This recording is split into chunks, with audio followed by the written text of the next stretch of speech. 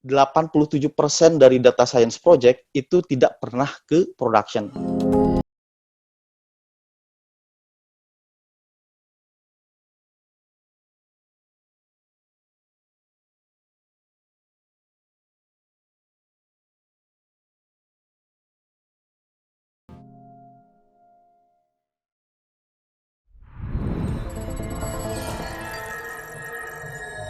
Assalamualaikum warahmatullahi wabarakatuh. Terima kasih buat panitia, khususnya teman-teman dari Solusi 247, kemudian juga dari Labs 247, tadi ada Mas Sigit, Mas Dolan, dan kemudian juga kepada host yang telah memberikan waktu. Kemudian, makasih juga buat teman-teman yang sudah join, ini ada sekitar 170-an, mau 200 ya. Mudah-mudahan nanti apa yang nanti saya sampaikan di sini menjadi tambahan ilmu juga wawasan buat teman-teman yang khususnya fokus di bidang data ya. Dan ya kemudian di sini juga nanti sifatnya saya di sini bukan maksudnya menggurui atau bagaimana, tapi di sini kita sharing aja. Nanti saya sharing beberapa pengalaman saya selama saya berkarir di bidang data engineering. Dan kemudian nanti di akhir kalau memang ada hal-hal yang mau ditanyakan atau yang didiskusikan boleh nanti ditanyakan. Oke, kita mulai saja ke materi. Nah, saya mau cerita dulu kenapa saya bawa tema ini ya, data engineering culture. Karena kalau misalkan kita hadir di acara-acara khususnya tentang data, saat ini trennya banyak yang lebih ke arah data science ataupun machine learning. Jadi orang-orang di mana ngomong machine learning, AI, advanced analytics, tapi ada part atau area yang saat ini tidak banyak dibicarakan. Padahal topik ini ataupun kultur ini sangat penting ada di sebuah perusahaan ketika dia mau mulai uh, uh, dengan inisiatif-inisiatif datanya, terutama di era big data seperti ini. Nah, makanya nanti ada hal yang akan saya sharing berdasarkan pengalaman saya, kenapa kita butuh membangun sebuah kultur data engineering. Oke, sebelumnya mungkin di sini ada yang belum kenal dengan saya. Perkenalkan, saya Zamzam. Saya saat ini kebetulan data arsitek di Rakuten. Rakuten salah satu perusahaan global yang kebetulan head office-nya berada di Tokyo, Jepang. Jadi saya di sini bersama keluarga sejak 2018 yang lalu di sini uh, di Tokyo. Kemudian dari sisi pengalaman saya sudah 10 tahun di data engineering. Jadi dari mulai karir saya dulu memang fokus di data engineering. Kemudian di Jepang 2018. Kemudian ini poin yang mungkin teman-teman ketika ada speaker yang ngomongin tentang data, itu biasanya PhD atau minimal ahli statistik ya. Jadi untuk hal ini di sini mungkin teman-teman agak kecewa karena saya bukan seorang PhD dan juga bukan seorang ahli statistik. Tapi nanti akan kita lihat bagaimana karir di bidang data ini tidak hanya untuk seorang PhD atau seorang ahli statistik. Ini bisa kita adopt bareng-bareng gitu ya. Dan bagaimana kita membangun kultur di data engineering ini. Kemudian dari sisi bahasa karena saya orang Sunda, saya ngomong Sunda, Indonesia, Arab, Inggris karena saya di kantor bahasa Inggris, tapi tidak Jepang. Jadi meskipun saya di sini sudah 2 tahun, sampai saat ini saya masih belajar bahasa Jepang. Dan karena saya orang Sunda, jadi nanti kalau di presentasi ada saya keceletot ngomong F jadi P, jadi harap maklum gitu, karena saya orang Sunda. Kemudian sehari-hari saya kerja nulis code ya. Biasanya saya pakai Python, Java atau enggak Go. Tapi mostly karena saya data engineer, mostly SQL. Jadi nanti itu akan saya bahas lebih lanjut kenapa seorang data engineer harus sangat mahir ataupun expert di SQL. Kemudian untuk dari sisi karir, saya mulai dari 2011 sampai sekarang. Jadi tadi seperti yang disebutkan oleh Kang Ruli, 2011 awal karir saya memang di Solusi 247. Jadi ketika ada event ini, ketemu teman-teman lama, saya kayak kembali ke keluarga gitu, karena memang dari awal saya mengenal dunia data engineering, big data itu di Solusi 247. Kemudian saya ke perusahaan lain, termasuk Accenture, terakhir kemarin Accenture di Indonesia, dan sekarang Rakuten di Jepang. Kemudian bagi yang mau keep in touch, bisa ke Twitter saya, Telegram, ataupun di channel YouTube saya juga bisa cek. Nanti saya juga sharing video-video tentang yang fokus di data engineering. Oke, itu perkenalan dari saya. Kemudian kita masuk ke Rakuten ya. Kalau teman-teman dengar Rakuten, mungkin bayangannya Barcelona FC, atau yang suka basket mungkin ingatnya Golden State Warrior, karena memang official partner untuk FC Barcelona dan Golden State Warrior. Tapi sebetulnya apa sih core bisnisnya Rakuten, ataupun Rakuten itu perusahaan apa sih? Nah, di sini sebetulnya banyak ya. Rakuten itu tidak hanya di sisi partnership dengan beberapa klub-klub olahraga, dan juga mungkin dulu dikenal Rakuten sebagai e-commerce. Memang awalnya dulu e-commerce, tapi sekarang sudah berkembang menjadi satu grup yang sudah memiliki banyak sekali anak perusahaan. Saya coba gambarkan di sini sekilas tentang Rakuten. Jadi Rakuten itu servisnya ada di 30 negara, dan di hampir di semua benua yang ada di dunia ini. Kemudian juga dari sisi member itu sudah sampai 1,4 billion global member. Servisnya ada 70 lebih services. Jadi kalau dilihat dari sebelah kiri itu ada Rakuten Gora, Rakuten Travel, Rakuten Drone, kemudian Fiber, dan lain-lain. Kemudian dari sisi revenue ada 19 triliun global cross transaction value. Dan yang saat ini yang Rakuten sedang fokus di pengembangan world first end-to-end cloud native mobile network. Jadi kalau teman-teman ada yang pernah ke Jepang, itu kan biasanya kalau ngomongin tentang operator itu biasanya cuman SoftBank, Docomo, atau au. Nah, mulai tahun kemarin Rakuten sudah establish Rakuten Mobile, dan itu merupakan operator pertama di dunia yang menggunakan virtual network, dan itu cloud native. Kemudian dari sisi riset di Rakuten juga ada Rakuten Institute of Technology. Jadi di RIT ini di sini merupakan divisi R&D-nya di Rakuten. Di sini kita mengembangkan beberapa banyak sekali advance teknologi, mulai dari drone AI, kemudian juga augmented reality, VR, drone delivery, dan lain-lain, itu di Rakuten Institute of Technology. Nah, itu mungkin sekilas mengenai Rakuten. Kemudian kalau kita ngomongin data, kalau kita melihat dari statistik ini, harusnya datanya mungkin sudah kebayang besarnya seperti apa ya. Nah, dari sisi data, ini data di Rakuten, saat ini kita memiliki lebih dari 1.000 Hadoop data nodes. Jadi kita masih menggunakan Hadoop sampai saat ini sebagai center of data infrastructure.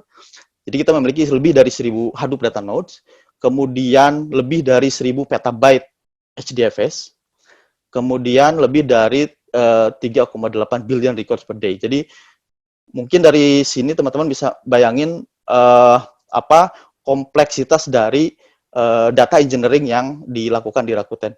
Dan jika data engineering ini tidak di-handle dengan sebaik-baiknya, pasti data sebesar ini, data dengan sekompleks ini akan sangat sulit ditangani gitu, atau di-manage. Nah, karena di Rakuten juga data merupakan salah satu bagian penting. Jadi kalau lihat di sebelah kanan, dari semua ekosistem Rakuten, kita fokus di brand, membership, dan data. Jadi data memang jadi aset yang sangat penting di Rakuten ini. Itu karena dia Rakuten cross service, dan datanya di centralize di satu cluster yang sangat besar, itu cross region, dan itu nanti akan dianalisa lebih lanjut di cluster itu. Nah, itu kemudian dari sisi data. Oke, kita masuk ke materi ya, dari Rakuten dan data. Oke, kita masuk ke materi utama tentang data engineering. Mungkin yang pertama, apa itu data engineering culture ya? Apa itu kultur data engineering? Kemudian kenapa kita butuh kultur ini? Kenapa kita butuh data engineering di perusahaan kita ataupun di proyek kita? Uh, Sebelum itu, oke, kita ngomongin dulu big data gitu, karena ini event big data meet up, kita ngomongin dulu big data. Nah, tapi kalau misalkan ada speaker ataupun ada di conference ataupun di meet up di event big data, ketika speakernya ngomongin big data, apa kira-kira yang akan diomongin? Yang akan diomongin biasanya adalah ini, ya kan? Di mana-mana ngomongin tuh ini. Apa sih big data? Apa itu big data? Pasti slide-nya di salah satu slide itu ada ini gitu ya. Tapi ini udah agak boring lah. Orang udah pada tahu. Oke, big data itu volume, variety, velocity. Oke, orang udah pada tahu. Bahkan ada yang nambahin jadi 4, ada yang nambahin 5 itu dan lain-lain gitu. Tapi tenang, kita hari ini nggak akan ngomongin ini. Saya janji nggak akan ngomongin ini ya, karena ini sudah kemarin lah. Oke, kita udah pada tahu tentang big data. Nah, saya lebih melihat dari sisi yang lain. Nah, kalau teman-teman lihat di berita, di Gartner, di VentureBeat, ternyata hype-nya big data itu tidak dibarengi dengan success rate yang baik, ya. Jadi di sini di salah satu berita disebutkan gitu. Jadi failure rates ataupun tingkat kegagalan dari project AI big data itu sampai 85%. Jadi hanya 15% saja project big data atau inisiatif big data itu yang sukses dan memberikan value yang baik bagi perusahaan.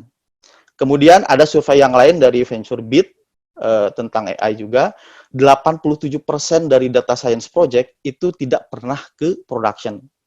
Jadi itu biasanya kalau data science biasanya hanya POC ataupun ya nyoba-nyoba dataset yang ada di Kaggle ataupun ya coba install Jupyter di lokal, kemudian download dataset, kemudian bikin coba-coba machine learning gitu ya. Nah, itu tidak pernah sampai ke production. Itu 87% dari data science project. Ya bayangkan, jadi hanya sekitar 30% saja, 13% saja yang sampai ke production. Kemudian dari New Vantage Survey, dari survei yang lain juga menyebutkan, ini surveinya masih baru ya, masih 2019, bukan survei lama gitu. Ini masih baru, jadi masih up to date lah, masih valid. 77% dari perusahaan itu melaporkan bahwa bisnis adoption terhadap big data dan AI inisiatif itu hanya sampai saat ini menjadi big challenge untuk bisnis gitu ya. Jadi masih jadi kendala, masih jadi bottleneck di sisi bisnis gitu. Jadi sisi lain dari hype-nya big data, data science atau AI ternyata di lapangan itu pelaku bisnis ataupun perusahaan-perusahaan ataupun konsultan di bidang big data atau data project itu struggling dengan project ataupun inisiatif mereka. Dan ini merupakan survei yang dilakukan secara ilmiah, objektif dan juga jujur. Ya mungkin dari teman-teman juga di sini yang saat ini mungkin ada di di bagian data engineering, baik itu menjadi manajer, jadi VP, ya mungkin dari survei-survei ini, dari analisa ini mungkin kita juga harus jujur dengan apa yang ada di perusahaan kita. Sampai sejauh mana nih project ataupun inisiatif data engineering yang sudah kita lakukan ataupun project data science yang sudah kita lakukan sampai saat ini, apakah memang sudah memberikan hasil atau kan hanya menjadi sebuah cost gitu di perusahaan tanpa memberikan value yang lebih. Nah, mungkin di presentasi kali ini kita akan coba bahas kenapa tingkat kegagalannya sangat tinggi, kenapa orang-orang struggling data science team struggling untuk mendeploy model ataupun algoritmanya ke production, kenapa banyak pelaku bisnis yang masih melihat big data itu sebagai challenge atau kendala. Nah, jawabannya yaitu tidak adanya data engineering yang pertama. Yang kedua adalah big data itu kompleks. Kalau kita lihat dari sini big data landscape, ini landscape ini sudah disampaikan oleh banyak speaker. Oh, ini big data landscape kayak gini. Ini tidak hanya infografik, tapi ini memang real bahwa big data dan AI, data science area itu sangat kompleks. Jadi tidak bisa dibandingkan, misalkan sekarang kita punya tim data engineering ataupun data science dengan tim dari application engineering ataupun mobile engineering, karena itu tidak end to end, tidak apple to apple. Kalau data science dan data engineering dari sisi skills, tools, itu memang secara praktikal itu memang sangat kompleks, karena apalagi di era big data ini itu melibatkan sistem yang terdistribusi, dan sistem terdistribusi itu memang sangat kompleks, berbeda dengan sistem-sistem yang memang monolit atau single machine processing seperti biasa. Nah, kompleksnya data engineering ini ataupun big data ini kadang-kadang di underestimate oleh para manajer ataupun CXO gitu ya. Oke, kita butuh insight nih. Oke, kita hire aja PhD gitu. Cukup kita hire PhD, masalah kelar. Ternyata setelah si PhD ini di hire, dia nggak bisa apa-apa karena datanya nggak ready, data infrastrukturnya juga masih berantakan gitu ya. Sedangkan biasanya seorang data scientist ataupun AI gitu, AI engineer itu kan biasanya ketika mereka di pengalaman sebelumnya biasanya mereka menghabiskan waktu untuk riset. Kemudian juga mereka banyak latihannya di website-website seperti Kaggle dan lain-lain gitu, tanpa terjun langsung ke lapangan, di mana di situ ada kompleksitas dari infrastruktur, kompleksitas dari data pipeline, governance, data quality, dan lain-lain gitu. Hal-hal yang selama ini di riset-riset mereka ataupun di POC mereka itu tidak ada gitu. Nah, itu jadi faktor kegagalan selanjutnya gitu dari data science project. Kemudian ya dari paparan tadi sehingga kita melihat bahwa big data itu menjadi big problem untuk banyak perusahaan gitu. Sampai 85% atau bahkan 87% big data sampai saat ini menjadi big problem setelah 1 dekade lebih gitu ya. Kan big data dari mulai 2007 tuh. Jadi momentum big data itu mulai adanya dikembangkannya Hadoop gitu ya, 2007 gitu. Kemudian masuk ke Indonesia itu sekitar 2010 gitu ya. Dulu teman-teman Solusi 247 mulai riset Hadoop sampai bikin Hagrid dan sebagainya gitu. Saya juga ingat 2010 itu salah satu implementasi Hadoop pertama di Indonesia kalau salah ya. Saya 2010 itu dan itu teman-teman Solusi 247 gitu. Nah, selama itu sampai sekarang gitu, itu masih menjadi big problem. Kenapa? Karena orang masih hanya melihat big data itu kayak sebagai buzzword ataupun ya hanya marketing term atau ya itu big data ini aja. Mereka underestimate terhadap big data, kompleksitas big data itu sendiri. Padahal di lapangan itu sangat kompleks dan banyak sekali yang harus dibangun. Kemudian, kita masuk ke data engineering culture. Apa sebetulnya data engineering culture? Ini berdasarkan dari Big Data Institute. Big Data Institute bisa dicek di websitenya. Data engineering culture atau kultur data engineering adalah sebuah kultur di mana value dan importance atau pentingnya data engineering itu recognized at all levels of the organization. Jadi value, importance of data engineering itu disadari oleh semua level dari data engineer dari sebuah organisasi. Jadi misalkan kita ngomongin perusahaan ya, kayak misalkan data engineer, data engineer aware dengan pentingnya data engineer. Ketika misalnya ngobrol ke yang data engineering peer-nya, teman-teman data engineering atau data scientist juga sudah sadar bahwa butuhnya data engineering. Ada area di area dari project data yang itu tidak bisa dilakukan oleh data scientist. Mereka sudah sadar. Tapi ketika masuk ke manajemen tidak melihat itu. Jadi ketika kita butuh bangun data engineering team, manajemen hanya melihat nggak butuh, katanya. Nggak butuh data engineering. Kita hanya butuh data science. Jadi yang mereka lihat adalah hasil akhir, insight atau advanced analytic.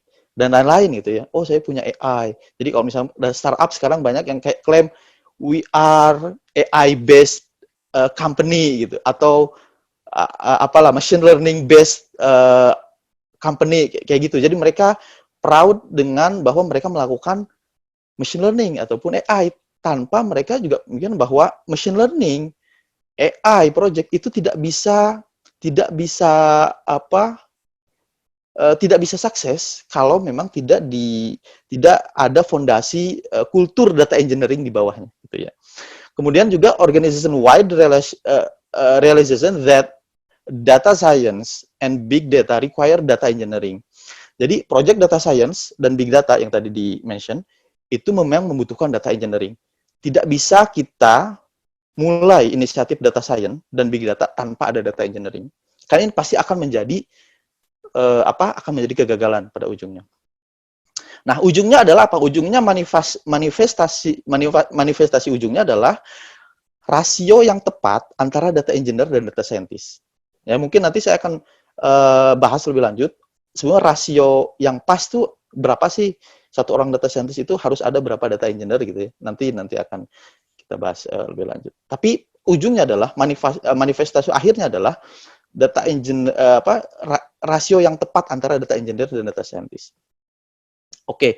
Nah, kita ngomongin tentang yang tadi yang tentang data mungkin itu hanya omongan Mas Jam-Jam aja gitu. Enggak, ini omongan ini juga diamini gitu. Diamini itu dibenarkan juga oleh hasil survei dari Google ya. Google's Machine Learning Conclusion menyebutkan bahwa aktivitas menulis model ataupun menulis algoritma di data science project itu hanya bagian kecil dari data science project. Kalau teman-teman lihat ini ada yang kotak hitam di tengah itu adalah machine learning code, dan sisanya itu kayak configuration, data collection, data verification, machine resource management, itu area-area yang lebih besar daripada kita menulis algoritma gitu ya. Jadi monitoring dan lain-lain. Mungkin dari data scientist tidak expert di sisi data infrastructure, data monitoring. Mungkin beberapa data scientist ada gitu ya. Ada juga yang mereka jago di infrastructure ataupun jago di data pipeline. Tapi itu hanya outlier saja gitu. Common pattern dari data scientist itu mereka ahli di matematika, statistik, dan algoritma atau bikin model gitu ya. Dan kalaupun mereka menulis kode, itu bukan kode yang seperti halnya se-advance dari seorang data engineer atau software engineer yang sudah malang melintang jauh di software engineering. Karena data engineer itu memang basicnya adalah software engineer. Sedangkan machine learning ataupun data scientist itu biasanya kan seorang statistik atau matematika yang bisa juga melakukan coding di Python atau R. Nah, ini riset dari Google. Mungkin bisa dilihat untuk lengkapnya di source, saya juga attach source-nya di sana, linknya. Nanti teman-teman bisa cek juga. Nah, ini juga fenomena ini adalah fenomena skipping step di data project ini sangat berbahaya gitu ya, karena kan berakhir pada kegagalan. Jadi ada manajer atau project lead ketika misalnya jualan data, jualan project, itu biasanya ngomonginnya AI, deep learning. Oh Pak, kita bisa AI, kita bisa deep learning, tapi mereka nggak di tim structure, mereka nggak nyiapin data engineer-nya gitu. Mereka nggak nyiapin orang yang memang ngerti di data platform dan lain-lain gitu. Sehingga ketika akhirnya harus berhadapan dengan skala production yang memang itu skalanya lebih besar, mereka akan kewalahan. Mungkin model-modelnya jalan di lokal komputer, di Jupyter yang diinstal di lokal komputer, ataupun di Kaggle jalan, kemudian juga di 1-2 mesin juga jalan, 1000 data jalan. Ketika datanya sudah 1 juta, 100 juta, model mereka ngehang gitu, ataupun ya nggak jalan sama sekali. Nah, itu juga jadi problem karena tidak menyiapkan data engineering team yang baik. Nah, ini juga salah grafik yang lain tentang porsi dari pekerjaan data science. Kalau dilihat di sana yang hijau ke biru-biruan ini, 60% dari aktivitas data science itu lebih ke cleaning dan organizing data. Mungkin kalau data scientist akan sangat familiar gitu dengan grafik ini karena mereka merasakan sekali di lapangan bahwa memang yang paling sulit adalah cleaning, organizing. Yang pada akhirnya ya meskipun finding the right model pun bukan sesuatu yang gampang gitu. Cuman dari sisi waktu yang mereka yang mereka spend gitu, itu banyak di cleaning organizing data. Kenapa? Karena memang itu bukan pekerjaan mereka sehingga hal itu bisa jadi lebih lama dilakukan oleh data scientist. Kalau data scientist ini dilayani ataupun dibantu oleh data engineering, data scientist ini bisa fokus ke algoritma yang mereka bangun gitu, tanpa harus memikirkan cleaning, organizing, collecting data set dan lain-lain. Karena itu bukan part mereka. Jadi saya di sini lebih bukan artinya bahwa data engineering itu lebih baik dibanding data scientist, tidak, tapi data scientist ini akan lebih sukses gitu. Project data science dan dengan data scientist ini akan lebih sukses kalau dia dibantu oleh data engineer. Nah itu. Kemudian ini juga fenomena ya, dulu orang-orang suka sekali misalkan ngomongin tentang hal ini bahwa data scientist adalah pekerjaan yang paling seksi di abad 21. Di mana-mana kita dengar ini. Bahkan orang-orangnya mahasiswa-mahasiswa yang masih kuliah pun ketika ditanyain keluar mau apa? Mau jadi data scientist. Kemudian juga orang yang tadinya ya cuman bisa Excel ataupun basic query ditanya kamu mau jadi apa? Saya mau jadi data scientist. Kenapa? Karena opini yang digiring adalah data scientist merupakan job yang paling seksi dan katanya di luar sana, di Amerika, di Eropa, data scientist adalah pekerjaan yang gajinya paling gede katanya gitu. Meskipun itu pun mungkin nanti harus kita diskusikan lagi gitu ya. Nah, kemudian itu dulu. Nah, ini sekarang ini merupakan salah satu tema topik yang tahun kemarin dibahas di Data Council Conference di New York, bahwa data scientist ternyata saat ini di lapangan bukan menjadi pekerjaan yang paling seksi, tapi malah jadi pekerjaan yang paling berbahaya di abad 21. Kenapa berbahaya? Karena ketika dia tidak dibangun oleh data engineering culture, dia tidak ada data engineer yang bantu dia akan struggling di pekerjaannya, dia akan akhirnya boring dengan pekerjaannya, model yang dibangun juga tidak akurat, karena data-data yang dijadikan input itu tidak bersih, tidak berkualitas, sehingga apa yang nanti model yang akan dibangun itu menjadi mislead terhadap bisnis. Dan bisnis bukan mendapatkan value dari data science project, malah mengarah pada decision making yang salah, karena dia di-lead oleh model yang salah, yang awalnya ujungnya itu adalah tidak adanya data engineering culture di perusahaan tersebut. Nah, itu juga mungkin yang harus kita harus aware lah, kita harus hati-hati. Jangan sampai cita-citanya menjadi pekerjaan terseksi malah jadi pekerjaan yang paling berbahaya. Oke. Lanjut. Nah, ini juga gambaran lain tentang data engineer dan data scientist. Nah, kalau kita gambarkan dengan patung atlas di samping ini, data scientist itu adalah bola dunianya itu, sedangkan data engineer di bawahnya yang menopang si data scientist itu.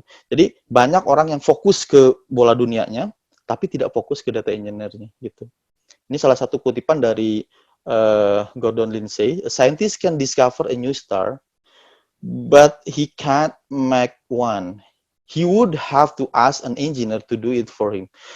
Jadi seorang ilmuwan itu bisa melihat bintang, tapi dia tidak bisa membuatnya, gitu. Tidak bisa membuat bintang itu. Dia akan bertanya kepada seorang engineer untuk melakukan itu. Jadi artinya data scientist itu impossible without data engineer in the real world ya. Jadi data scientist itu nggak bisa berdiri sendiri tanpa data engineer gitu. Mungkin di beberapa kasus bisa gitu, tapi kalau kita ngomonginnya high value of data ataupun high quality of model gitu, ya itu harus memang bareng-bareng itu data scientist dan data engineer. Nggak bisa data scientist. Tapi meskipun ya saya juga kenal ada beberapa data scientist yang memang mereka juga jago di data engineering part gitu.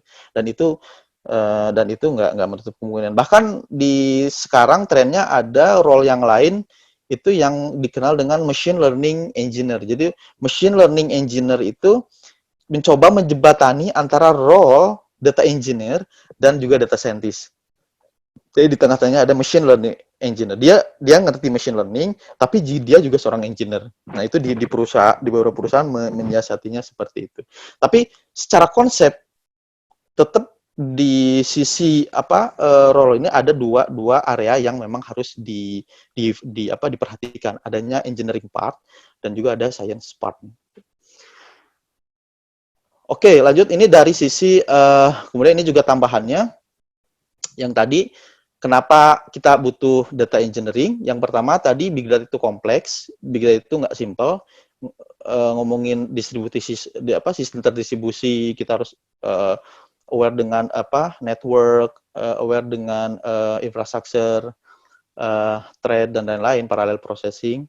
Kemudian juga melakukan big data project ataupun data science project tanpa data engineer will underperform or fail. Jadi bisa jadi sebuah perusahaan itu jika tidak ada data engineering bisa underperform. Ya dia berhasil tapi underperform, dia kalah di kompetisi bisnis atau bahkan dia juga gagal gitu.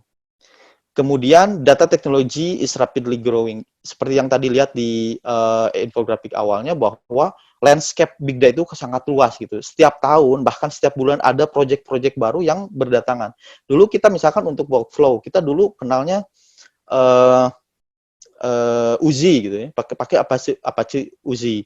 Uzi banyak masalah, muncul ada Luigi, ada Airflow sekarang, ada Streamset, mungkin di Indonesia ada Hagri 247 dan lain-lain itu, NiFi untuk streaming dan lain-lain. Nah itu seorang data scientist akan kesulitan jika dia harus menghandle itu juga gitu. Makanya butuh data engineering. Karena si data teknologi ini sangat pesat sekali perkembangannya gitu. Kemudian kalau dilihat dari sisi ini, lihat dari data science hierarchy of needs, yang paling bawah itu porsinya lebih besar dibanding yang atas gitu. Artinya dari sisi structure timnya juga data engineering yang dia bekerja di bagian data flow, infrastructure, data pipeline, ETL dan lain-lain itu harusnya secara komposisi, secara rasio itu lebih banyak dibanding data scientist di atas. Nah, berapa rasionya? Nah, kita lihat di slide selanjutnya. Ini rasio berdasarkan Jesse Anderson 2009 dari Big Data Institute. There should be more like 2 to 5 data engineers per data scientist. This ratio is needed because more time goes into the data engineering side than the data science. Jadi katanya itu at least 2 sampai 5 data engineer untuk satu data scientist. Jadi kalau misalnya di perusahaan punya satu data scientist, ya at least 2 lah data engineer-nya. Ya bagus-bagus 5 kalau memang si skala datanya sudah semakin besar gitu ya. Jadi antara 2. Jadi kalau misalkan ada perusahaan yang ya masih data scientist full of data scientist, jadi semuanya data scientist bahkan nggak ada data engineer, itu bisa jadi dia menghasilkan model, tetapi modelnya ya ketika dia melakukan part di sisi operasi ataupun deployment ke production itu nanti akan kesulitan. Kemudian juga ketika itu modelnya terus harus diimprove dan dia membutuhkan data yang terus dialirkan dari data yang menjadi sumber datanya, dia akan kesulitan membuat data pipeline ataupun men-schedule data pipeline gitu. Ketika misalnya kemudian dia juga harus menghandle si schedule dan monitor si data pipeline ini, itu akan menjadi kesulitan sendiri. Makanya banyak data scientist sekarang mengeluh. Bahkan data scientist ini pekerjaan yang turnover rate-nya cukup tinggi. Maksudnya sering pindah-pindah gitu seorang data scientist. Kenapa? Karena banyak perusahaan yang menilai data scientist itu ya Superman gitu. Dia bisa ngapain? Saya butuh value, saya butuh model, coba kamu lakukan, tanpa dia memikirkan data infrastrukturnya siap atau tidak gitu. Nah, itu juga akan jadi kesulitan data scientist tersendiri. Akhirnya banyak data scientist yang mengeluh, akhirnya mereka juga tidak perform dan lain-lain. Nah, ini mungkin tidak menjadi patokan baku, tapi ini hanya sebagai baseline aja. Jadi gambaran bahwa data engineering tim itu secara proporsi harusnya lebih banyak dibanding data scientist gitu. Kemudian ya itu jumlah dari rasio itu tergantung dari seberapa mature data pipeline yang kita yang ada di perusahaan kita. Jadi the more mature the data pipeline, the more data engineers are needed. Jadi kalau kita lihat dari sisi data pipeline itu mulai dari stage 0 sampai stage 5 gitu. Stage 0 yang tidak ada data pipeline sama sekali.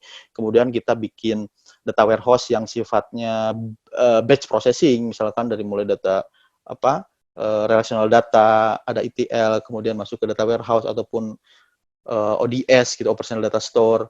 Kemudian setelah perusahaan yang berkembang, masuk ke stage berikutnya, adanya kebutuhan untuk melakukan real time, maka di situ masuk ada Kafka cluster, di situ ada Spark cluster.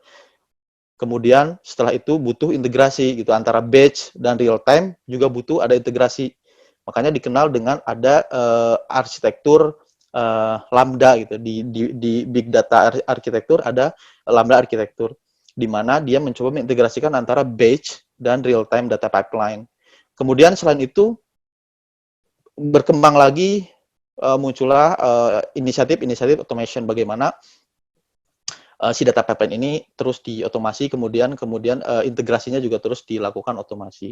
Nah, di stage yang terakhir itu muncul ide-ide baru. Ternyata kita membangun data warehouse, kita membangun data lake, itu membangun sebuah sistem yang monolit gitu. Karena di software engineering, tren di software engineering itu dari monolit ke microservices. Nah, data engineering karena memang data engineering itu banyak juga dipengaruhi oleh tren di sisi software engineering, maka muncullah ide decentralization. Ya, decentralization dari data warehouse dan data lake. Ya, dulu mikirnya data warehouse, data lake sudah cukup sempurna untuk pemrosesan data. Ternyata itu juga tidak sempurna, ada banyak bottleneck di situ. Nah, muncullah ide baru gitu dari data warehouse, kemudian idenya muncul data lake, kemudian sekarang muncul data mesh. Nah, ini teknologi yang mungkin yang bisa mengikuti perkembangan data teknologi ini hanya seorang data engineer gitu. Data engineer yang memang dia fokus di area ini, fokus di data infrastructure, data model, kemudian yang membangun data pipeline. Nah, data science tidak akan fokus di area ini. Bukan artinya mereka tidak mampu. Banyak juga data science yang mampu, tapi fokus pekerjaan mereka bukan di area ini. Ya, jadi area ini memang harus ada tim yang fokus. Ketika ini kita up to date terhadap teknologi. Meskipun ini bukan berarti kita harus istilahnya kalau tren sekarang HDD, Hive Driven Development. Jadi ini ada muncul data lake, ikutan data lake. Muncul istilah baru data mesh, kita ikutan data mesh. Itu atau misalkan apapun masalahnya, solusinya adalah pakai kontainer, solusinya adalah pakai Kubernetes atau Docker. Nah, mungkin tidak seperti itu juga, tapi at least kita mengikuti tren karena ini berkaitan dengan nanti compatibility dari aplikasi yang kita buat. Jadi misalnya kita ngikutin teknologi ini, ada data lake, ada data mesh. Nah, kita juga harus ngikutin di perusahaan kita, karena mungkin nanti ada version compatibility, karena mereka apalagi project open source nanti akan mengikuti tren gitu, akan mengikuti tren, misalnya kayak Spark ataupun Hadoop. Dulu memang ide awalnya ada HDFS, kemudian sekarang muncul adanya decoupling antara data sistem dan computing proses, itu muncullah teknologi baru. Nah, itu juga membuat si data engineer itu juga terus harus adopt dan up to date terhadap perkembangan teknologi. Nah, untuk ini kita harus ready. We should be ready for the next big thing. Kita harus menyiapkan tim yang memang mature, yang memang fokus di sini, sehingga data infrastruktur kita juga terus berkembang gitu, seiring berkembangnya zaman, seiring berkembangnya kebutuhan, seiring berkembangnya teknologi. Nah, itu mungkin dari sisi perkembangan dari sisi data teknologi itu sendiri. Nah, kemudian apa yang terjadi kalau kita kalau di perusahaan atau di project kita tidak ada data engineering team? Yang pertama, data scientist akan akan kesulitan ya, karena dia akan mulai mengerjakan apa yang seharusnya dilakukan oleh si data engineer gitu. Dia akan kurang fokus terhadap akurasi model ataupun kualitas dari model karena dia terlalu sibuk dengan data engineering side. Kemudian ya yang kedua juga senada bahwa data scientist kan nggak ada data engineering team tadi, ya mau nggak mau akhirnya data scientist dipaksa untuk jadinya tuh ikut terjun di data engineering. Mereka bersihin data, mereka bikin data pipeline, mereka belajar lagi, dan itu membutuhkan waktu yang tidak sedikit. Karena area di big data seperti yang tadi disebutkan itu sangat kompleks. Tidak mungkin cukup misalnya 1 bulan 2 bulan dia jadi expert. Itu butuh seorang yang memang fokus di situ dan memang akan menghandle area-area engineering-nya selain dari area-area the science. Kemudian yang ketiga juga sometimes are easier for data engineer, virtually impossible for data scientist. Banyak area yang itu mudah mungkin data engineer, tapi itu sangat sulit ataupun bahkan impossible untuk data scientist. Misalkan data scientist mau mendeploy modelnya. Ketika dia tes di lokal, ya dia oke. Terus kemudian dia coba tes di cluster, akhirnya prosesnya ngehang. Nah, ini akan sulit gitu data scientist untuk nge-trace lognya di mana, kemudian kayak nge-tune si prosesnya kayak gimana, pembagian thread-nya kayak gimana, kemudian resource, kalau misalkan kita pakai Spark nih, resource yang dibutuhkan untuk memorinya berapa, core dari drivernya berapa, workernya berapa, itu juga akan kesulitan data scientist melakukan hal itu, bahkan impossible karena memang dia bukan di situ fokusnya, dia fokus di bikin model.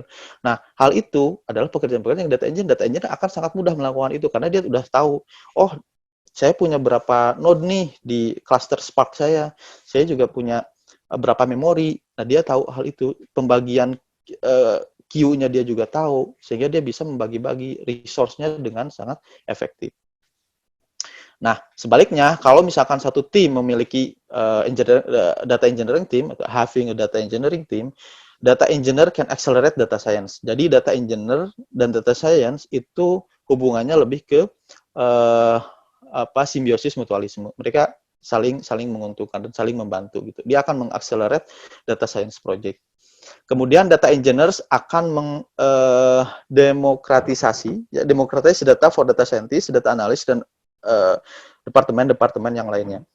Jadi salah satu responsibility dari data engineering team ini, dia juga akan melakukan data democratization, sehingga data itu bisa diakses oleh semua orang. Tentunya data yang dalam state yang high quality. Jadi data scientist itu merupakan salah satu consumer dari data produk. Yang membuat data produk adalah data engineering team. Jadi data engineering team ini merupakan engine dari perusahaan, di mana engine ini akan menghasilkan data produk. Nah, data scientist itu bukan produser dari data produk, tapi lebih ke consumer. Karena nanti yang akan menjadi produsernya adalah si data engineering, akan dilakukan engineering-nya, dilakukan QC terhadap data tersebut, data governance, dan lain-lain.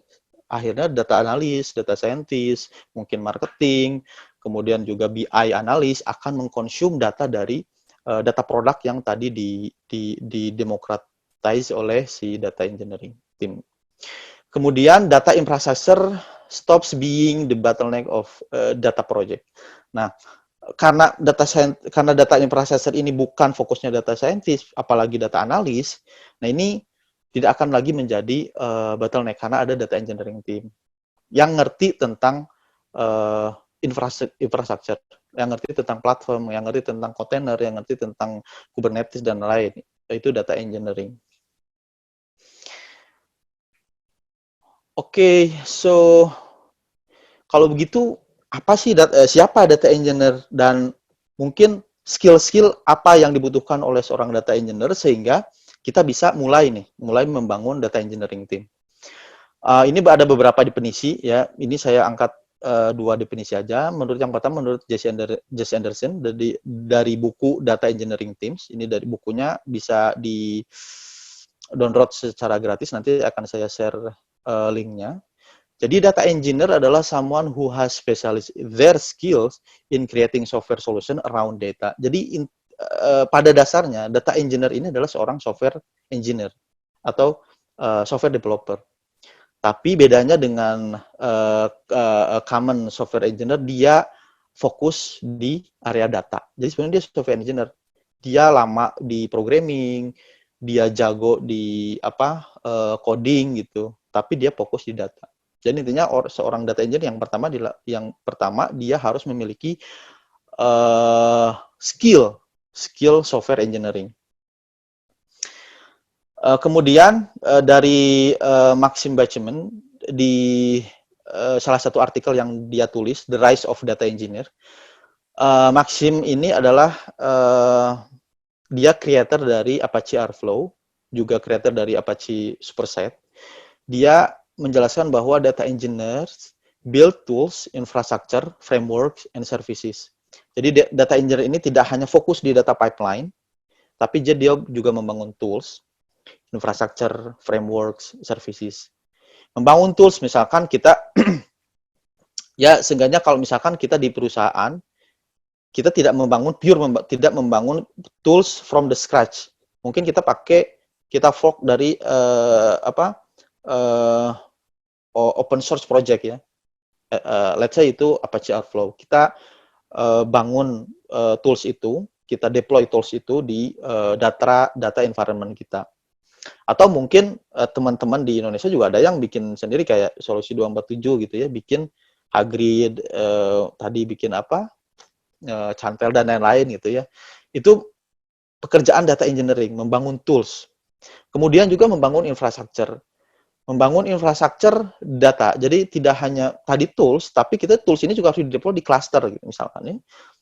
Karena kenapa mereka harus fokus dan memiliki keahlian di sisi infrastruktur? Karena tadi bahwa big data itu kompleks dan ini kita ngomongin data yang terdistribusi, termasuk juga proses yang terdistribusi. Nggak bisa kita hanya ngomongin satu mesin, satu laptop mesin atau satu server gitu. Ketika kita ngomongin big data. Jadi dia juga harus punya pengalaman, dia harus juga punya kapasitas dan skill di sisi infrastruktur. Kemudian juga framework. Jadi tidak hanya data pipeline, tapi juga framework. Karena kalau hanya pipeline, itu kan hanya misalkan satu alur data saja.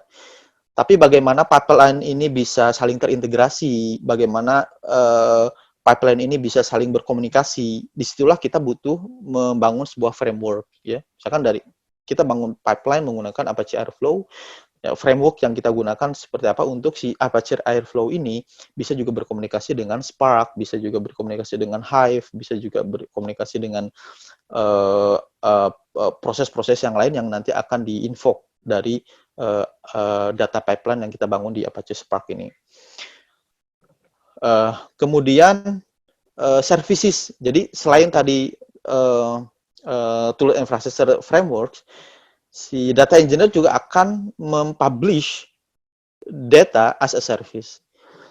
Karena nanti data ini kan akan dikonsum oleh data scientist, data analis dan lain-lain.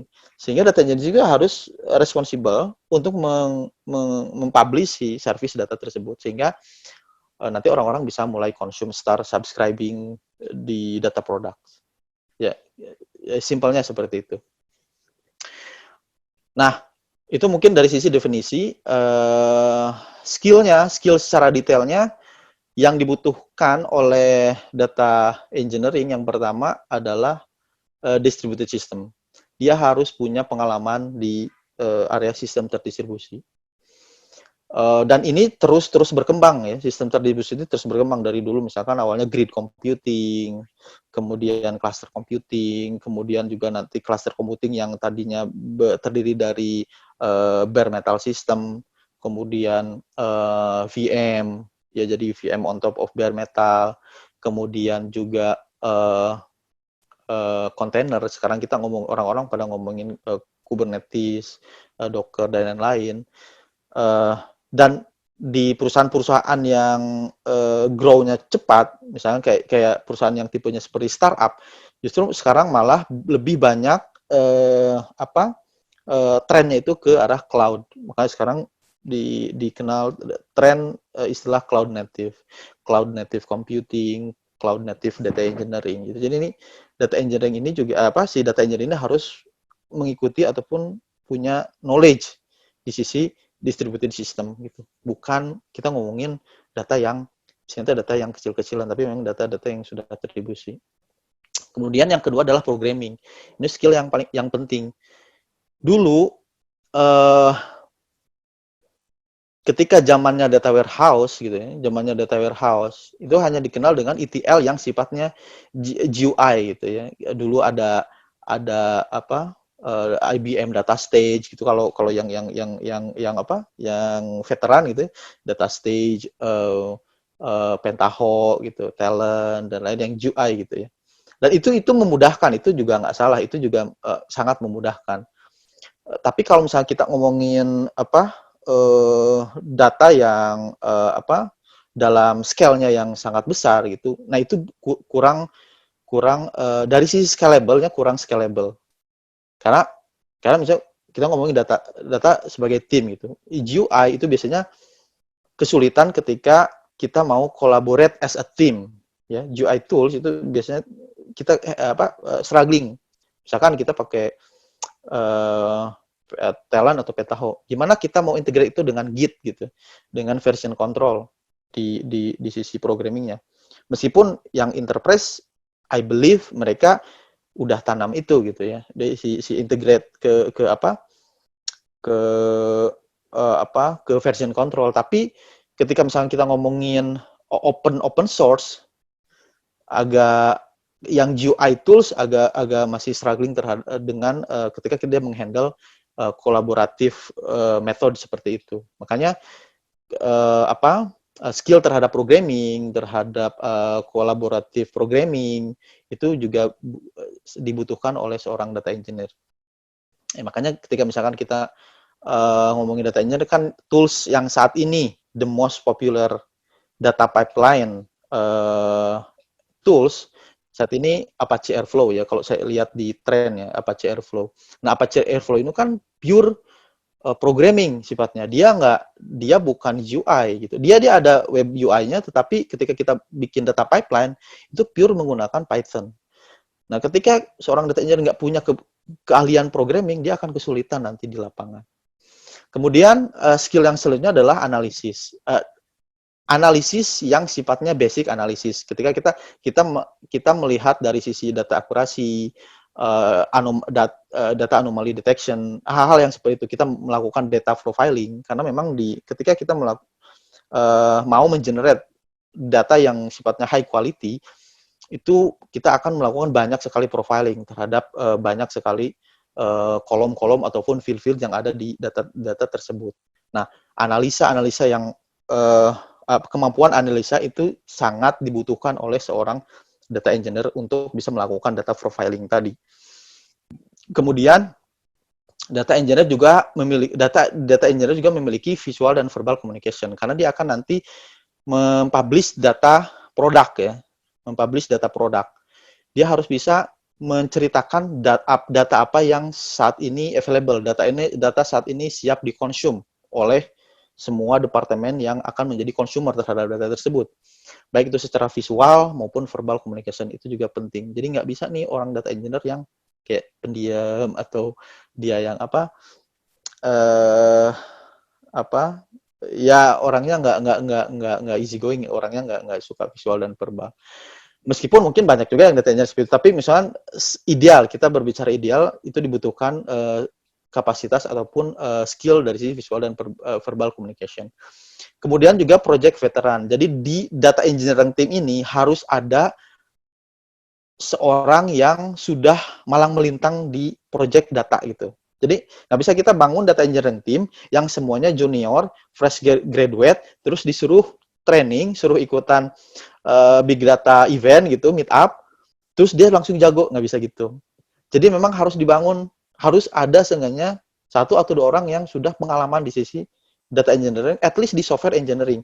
Sehingga dia tahu, dia bisa memilih tools apa yang cocok untuk dipakai, terus gimana caranya kita bikin sistem terdistribusi dan lain-lain. Karena ketika kita, karena dengan fresh graduate, problemnya kan ketika mereka decide untuk memilih teknologi apa sih yang tepat gitu. Gimana sih arsitektur yang tepat, mereka nggak akan sampai ke situ gitu. Nah, fungsi ataupun benefit dari adanya seorang project veteran di data engineering team kita itu untuk tadi melihat dari sisi arsitektur dan lain. Makanya dalam data engineering team itu harus ada seorang data arsitek. Data arsitek ini nanti yang akan memikirkan arsitektur data, infrastruktur data, terus kemudian teknologi apa sih yang cocok. Misalnya kita data project nih. Contoh nih saya di Rakuten, data arsitek. Ini saya ada project ini, kita mau bangun customer analitik misalkan. Demand-nya kayak gini, requirement-nya kayak gini, terus kemudian arsitekturnya seperti apa, nanti saya akan melakukan analisa, oh ini analisa gini, karena datanya segede ini, skalanya seperti ini, roadmap-nya seperti ini, maka dibutuhkan infrastruktur data yang seperti ini. Nah, itu fungsinya seorang data arsitek di data engineering team. Nah, data arsitek, data junior data engineer, kemudian tadi ada juga data analis di data engineering team, ini akan bekerja sama di tim yang sama, nanti yang kita sebut sebagai data engineering team itu tadi. Kemudian yang selanjutnya adalah skema dan data model. Nah, ini juga penting dan ini juga banyak dilupakan. Banyak yang data engineer yang nggak ngerti ketika kita ngomongin ORC, kita ngomongin Parquet, kita ngomongin yang mereka tahu adalah JSON format ataupun dalam bentuk tabel terstruktur. Nah, sedangkan teknologi data saat ini sudah jauh gitu, beyond that, jauh melampaui itu gitu, nggak cuma JSON, tabel terstruktur dan lain-lain. Kita ngomongin Parquet, Avro, kemudian juga serialization, deserialization, dan lain-lain. Kemudian dari sisi data model gitu, ketika orang misalkan yang fresh graduate dan yang basicnya database, ngomongin data model, yang ngomonginnya adalah relational database, normalisasi ke satu, normalisasi kedua, ketiga, dan lain-lain. Tapi ketika ngomongin data warehouse, ngomongin data lake, itu kan beda lagi. Nanti kita berkenalin dengan di data warehouse, contohnya star schema, Snowflake dan lain-lain. Kemudian di data lake nanti ada denormalisasi data, denormalisasi skema dan lain-lain. Kemudian juga kita mengenal yang istilah ataupun teknologi yang namanya schema evolution. Bagaimana si skema-skema ini berevolusi. Bagaimana kita menghandle skema yang dynamic dan lain-lain. Nah, skill terhadap skema dan data model ini juga sangat penting ada di salah satu person yang nanti akan kita jadikan data engineering team. Yang terakhir adalah domain knowledge. Nah, domain knowledge ini juga penting. Banyak juga data engineer yang artinya tuh nggak tahu apa-apa. Ini saya hanya ngalirin data aja, titik di situ. Tapi tanpa dia tahu domainnya data ini untuk apa. Sehingga ini juga menjadi sebuah kritik dari arsitek data saat ini gitu ya. Sehingga muncul data mesh, tren data mesh itu sebetulnya kritik terhadap ini. Hilangnya domain knowledge di data engineering team. Jadi data engineering team itu udah kayak misalkan data engineering yang silo, yang jadinya bottleneck terhadap perusahaan. Sehingga muncullah ya udah ini monolith system, ini sistem yang nggak scalable. Kita butuh istilah baru yaitu data mesh. Yang muncul seperti ini semua kritik terhadap itu. Nah, tapi ketika misalkan kita dari awalnya membangun data engineering team dengan baik, di sana ada domain knowledge, skill dari domain knowledge itu, bottleneck seperti itu harusnya bisa dihindari gitu ya, bisa dimitigasi dari awal. Nah, itu mungkin dari sisi skill yang dibutuhkan. Kemudian, nah ini pada akhirnya data engineering team ini akan menjadi data hub. Ya. Jadi kalau dilihat dari grafik ini data engineering di tengah, ini rest of organization di pinggirnya. Jadi nanti dia akan mempublish data as a service. Nanti ada data science team, ada data analis, marketing, orang sales mungkin, ataupun mungkin ya CEO dan lain-lain juga membutuhkan data. Nah itu akan komunikasi dengan data engineering. Jadi sebagai data service di area data service, data engineering ini adalah sebagai data hub gitu. Karena dia responsible terhadap data pipeline, governance, data quality, catalog and democratization, dan juga data infrastructure. Oke, mungkin itu. Kemudian terus gimana dong? Saya sudah di perusahaan sudah punya tim. Gimana? Kapan saya harus benerin timnya nih? Kalau misalkan dengan membangun kultur data engineering, saran saya segera ya, early, but it's never too late to fix. Nggak ada kata terlambat untuk memperbaiki. Meskipun semakin kita telat, itu akan semakin costly gitu ya. Semakin kita telat memperbaiki timnya ya semakin costly dari sisi budget data inisiatif kita, kemudian juga dari sisi efektivitas dan efisiensi dari data tim itu sendiri atau menjadi costly. Jadi saran saya as early as possible untuk fix culture di data tim kita. Mungkin ini juga pesan-pesan mungkin di sini di teman-teman ada di sini yang mungkin VP engineering, di sini juga ada engineering manager dan lain-lain. Ini juga mungkin opini gitu, perspektif yang lain yang mungkin saya bisa share di sini, bagaimana kita membangun efektif data team. Jadi data team yang efektif.